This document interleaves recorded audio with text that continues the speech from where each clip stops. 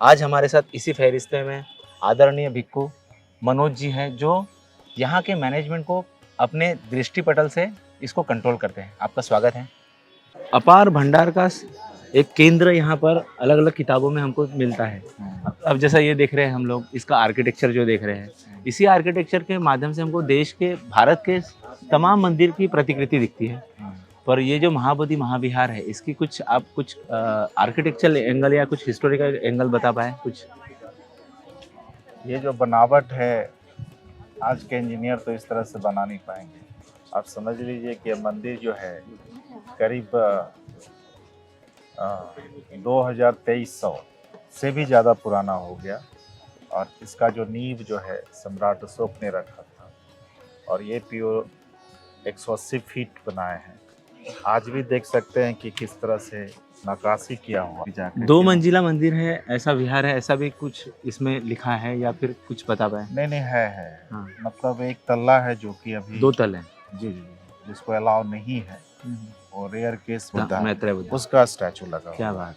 वो कब, कौन से काल में लगा है ऐसा कुछ? अब ये तो हमको आइडिया नहीं है कि कब लगा है, लेकिन सम्राट अशोक के समय में जो उस समय सिर्फ हॉल था, नीचे भी हॉल। क्या कुछ रेलिंग का भी हमको पता चलता है कि यहाँ रेलिंग है? हाँ जी, कुछ उसका इतिहास बता पाए रेलिंग का?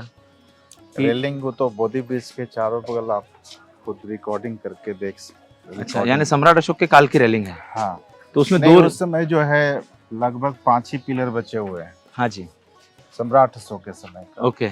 बाद में फिर कंक्रीटों से नया बनाया गया। अच्छा, जैसा कुछ सम्राट अशोक का जो एक ये रहा है, ये वाला हमारा भारत के मुद्रा का, यानी हमारा राष्ट्रीय चिन्ह से, उसमें भी हमारा राष्ट्रीय फ्लैग में भी वो दिखता है, उनके सिंबल्स और उनका एक्टिविज्म और बुद्धिज्म के प्रति क्या लगा उनका इतिहास में आप देखते हैं। आप प्राचीन भारत के इतिहास के विद्यार्थी भी हैं, आपको क्या लगता है? तो सम्राट अशोक ऐसे योद्धा थे कि जिस धरती पे रख देते थे पांव, उसको जीत लेते थे। और उनको लगा कि क्यों ना हम शांति का मार्ग अपनाएं। तो कौन ऐसा है जो कि हमको शांति का मार्ग दिखाए। और उस समय तो बुद्ध थे नहीं, बुद्ध के शिष्य थे, और उसके बाद जो है बुद्ध के शरण में आ गए, और फिर बात करने लगे कि हमको इस बुद्ध शिक्षा के लिए मतलब क्या करना चाहिए। जो कि ये मंदिर जो देख रहे हैं, जिस परिसर में आप रिकॉर्डिंग कर रहे हैं, ये सिर्फ महाबोधि मंदिर नहीं बनाए। इस देश में बांग्लादेश, पाकिस्तान, अफगानिस्तान, ताजिकिस्तान, मतलब बहुत लंबा चौड़ा हमारा देश था। हाँ जी। जो कि आज भी जिस देश में चले जाएंगे वहाँ पे कुछ न कुछ सम्राट अशोक का कुछ न कुछ मिलेगा, भग्नावशेष और एविडेंस मिलेंगे। भारत छोड़ करके जो भी देश बुद्ध को फॉलो किए हैं, और इस दुनिया में बहुत जो भी बौद्ध हैं, है ना, जो भी बुद्ध को पालन कर रहे हैं, और सबको एक मन में इच्छा होती है। भाषा का कोई बंधन नहीं, भाषा को ऐसा कोई, बॉडी लैंग्वेज सबसे दुनिया की बड़ी लैंग्वेज, हैप्पीनेस, प्रॉस्पेरिटी सबसे बड़ी। और मैं तो ऐसे लोगों को 23 सालों में देखा हूँ, हाँ, जिसको एक भी इंग्लिश का ज्ञान नहीं, हिंदी का ज्ञान नहीं। हाँ जी। सिर्फ वो अपना भाषा बोलता है, या तो थाई या वियतनामीज या श्रीलंकन, या लेकिन ये जगह में ऐसा अद्भुत एक आकर्षण है जो कि खुद महसूस होता है लोगों के लिए, और महसूस होने के कारण जो है ना, इस जगह में लोग आने के लिए प्रेरित होते हैं। हाँ जी, जो कि इस जगह को मतलब महसूस करने के लिए ऐसा नहीं कि आपको पाली का बहुत ज्ञान होना चाहिए, या ध्यान करने के लिए आपको ज्ञान होना चाहिए। जनरेशन पड़ रहा है, 4th जनरेशन। हाँ। तो इसको, इस पेड़ को कुछ ट्रीटमेंट भी होता है कुछ, यानी इतने सालों तक अगर से वो है तो इसको स्वस्थ रखने के लिए हर 3 महीने पे, हाँ, देहरादून से साइंटिस्ट, बिहार के मुख्यमंत्री नीतीश कुमार जी का, उनको बहुत ही लगाव है बुद्ध गया से, जहाँ जहाँ मतलब बुद्ध से रिलेटेड, जैसे नालंदा है, वैशाली है, केसरिया, जहाँ जहाँ मतलब बुद्ध से रिलेटेड है उनका बहुत लगाव है। और वो बहुत चिंतित हुए कि पेड़ जो है ना बिना मौसम का सब पत्तियाँ झड़ रहा है। तो उन्होंने बताया कि इसको कैसे रोका जाए। तो उन्होंने बताया कि कांटेक्ट करना पड़ेगा साइंटिस्ट लोग से।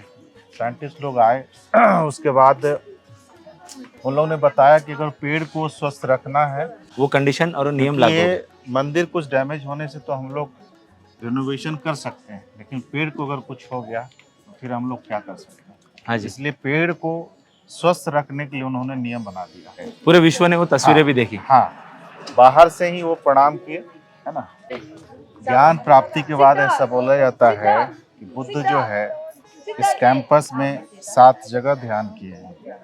ज्ञान प्राप्ति के बाद ये जो पेड़ है, पेड़ के नीचे उनको गौतम सिद्धार्थ से बुद्ध बने थे। हाँ जी, उसके बाद पहला सप्ताह जो है इस बोधि वृक्ष के नीचे ही बैठे थे, फिर दूसरा चेंज करते गए वो। हम जब देखते हैं सर अलेक्जेंडर की पुस्तक जब हम पढ़ते हैं तो उन्होंने इसे धरती का केंद्र कहा और इस पूरे भारत की नाभि भी कहा।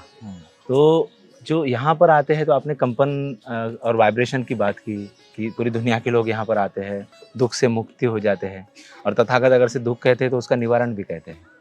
क्या बता पाएंगे इस और पेड़ के बारे में कुछ जानकारी? ये पेड़ जो है हमारे पढ़ने से ये चौथा जनरेशन है। हाँ जी, पहला पेड़ जो है सम्राट अशोक की पत्नी ज़्यादा धम्म में, बुद्ध के टीचिंग्स में, शिक्षा में ज़्यादा लीन हो गए थे। तो उनकी पत्नी को थोड़ा गुस्सा आया और उनको लगा, सम्राट अशोक कहीं गए, उनको लगा कि पेड़ ना रहेगा ना मेरा आदमी यहाँ के लिए परेशान होगा। तो उनकी पत्नी जो है गुस्से में आकर के नौकर लोग को बता दी कि पेड़ को काट दो। तो सम्राट अशोक को बहुत ही दुख हुआ और फिर इस पेड़ को जो है वो अपना पानी दे करके जिस तरह से पेड़ में सेवा की, फिर बढ़ा और धीरे धीरे बड़ा हुआ, बड़ा रूप लिया। फिर तीसरे टाइम ऐसा बोला जाता है कि प्रकृति मार से, मतलब कस के आंधी तूफान बारिश के कारण वो पेड़ पुनः गिर गया। अब श्रीलंका पर भी हमको सस्पेंस है। हाँ जी, यानी अलग अलग मीथ है। हाँ, तो लोगों की सबका प्रज्ञा अलग-अलग, क्षमता के हिसाब से हाँ, आप सबका इतिहास अलग अलग हाँ, कहना है। हाँ जी। लेकिन अब पता नहीं, हम तो ऐसा न पढ़े हैं न सुने हैं। तो बाबा साहब के लोगों ने पढ़ना चाहिए, ऐसा कुछ अपील करेंगे आप? लेकिन बस इतनी संदेश देंगे, चाहे बाबा साहब के हों चाहे भगवान बुद्ध के फॉलोअर हैं, दोनों को पढ़ना चाहिए। पढ़ने का मतलब ये होता है ना कि आप अगर शिक्षित हैं तो शिक्षित का मतलब शिक्षित हैं, या तो आप बोलेंगे कि हम बौद्ध हैं, ठीक है, हम बुद्धिस्ट हैं, हम भगवान बुद्ध को फॉलो करते हैं, तो वो कैसे दिखाई देगा? वो आपका चेहरे पे दिखना चाहिए, व्यवहारिक दिखना चाहिए, व्यवहार झलकना चाहिए। तो ऐसा नहीं कि यहाँ पर हम लेबल लगाएं कि हम बुद्धिस्ट हो गया, हम अम्बेडकर को मानने वाला।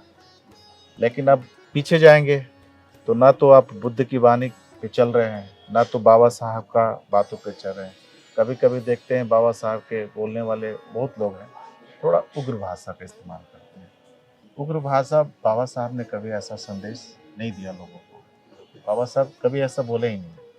हम भी पढ़ा है बाबा साहब की किताब, तो इसलिए हम एक ही चीज़ बोलेंगे, सबको थोड़ा अध्ययन करना चाहिए। अंत में हम देखते हैं कि कुछ यहाँ पे हमको जो विदेशी लोग हैं कुछ गोल्ड से कुछ ऐसे घर्षण करते हुए नजर आए और यहाँ पर भी ऊपर में भी हमको टॉप में गोल्ड का कुछ दिख रहा है।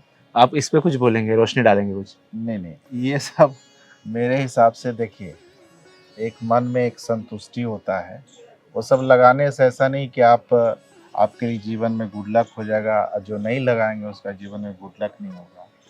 कर्म सबसे इम्पोर्टेंट है। कर्मा जी, कर्म सबसे इम्पोर्टेंट है। हम भंते जी से उन अनछुए पहलुओं पे बात कर रहे थे जो लोगों को पता नहीं है इस परिसर के बारे में। आप जुड़े रहिए, आपने हमें अपना कीमती वक्त दिया। आपका धन्यवाद भंते जी, आशीर्वाद।